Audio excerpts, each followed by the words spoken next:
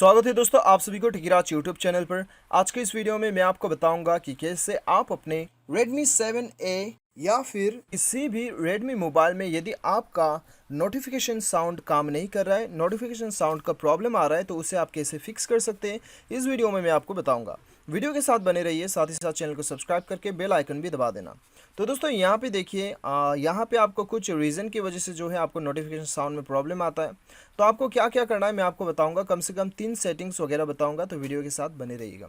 चलिए सबसे पहले तो आप अपने मोबाइल के सेटिंग्स पे चले जाइए और यहाँ पे आप चले जाइए साउंड एंड वाइब्रेशन पे। ठीक है, अभी दोस्तों देखिए ज़्यादातर क्या होता है कि हमारे मोबाइल में जो है वॉल्यूम बहुत ही डाउन होने की वजह से भी कभी कभी हमें लगता है कि साउंड काम नहीं कर रहा है।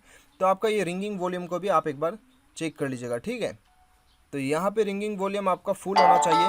ठीक है, तो दोस्तों यहाँ पे उसके बाद में आप जैसे कि हो गया रिंगिंग वॉल्यूम, और दूसरा हो गया दोस्तों यहाँ पे साउंड जो हो गया आपका डिफ़ॉल्ट नोटिफिकेशन साउंड हो गया यहाँ पे, ये तो आपका अलग हो गया। चलिए हम यहाँ पे देख लेते हैं। यहाँ पे दोस्तों आपका डायल पैड टोन हो गया, इसे आपको ऑन रखना है। ये आपका डायल पैड में साउंड काम करेगा, टैप साउंड, और यहाँ पे screen locking sound, screen shot का साउंड, और ये साउंड जो है ऑल साउंड में काम करेगा। ठीक है, इसे आपको ऑन रखना है। तो दोस्तों ये तो है कंप्लीट सेटिंग, जिसके मदद से आपका नोटिफिकेशन साउंड का प्रॉब्लम सॉल्व हो जाना चाहिए। बाय चांस आपका साउंड का प्रॉब्लम सॉल्व नहीं होता है, आप क्या कर सकते हैं, अपने मोबाइल को एक बार रीस्टार्ट करके देखिएगा।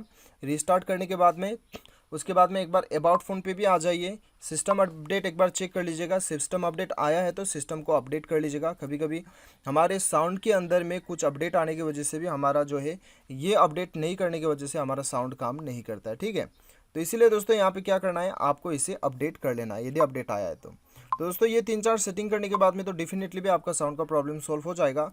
और दोस्तों यहाँ पे फिर भी आपका साउंड का प्रॉब्लम ख़त्म नहीं होता है, तब तो दोस्तों आपका मदरबोर्ड का जो स्पीकर होता है वो ख़राब होने की वजह से भी आपको प्रॉब्लम आ सकता है। वो केस में तो आपको जाके रिपेयर करना ही होगा।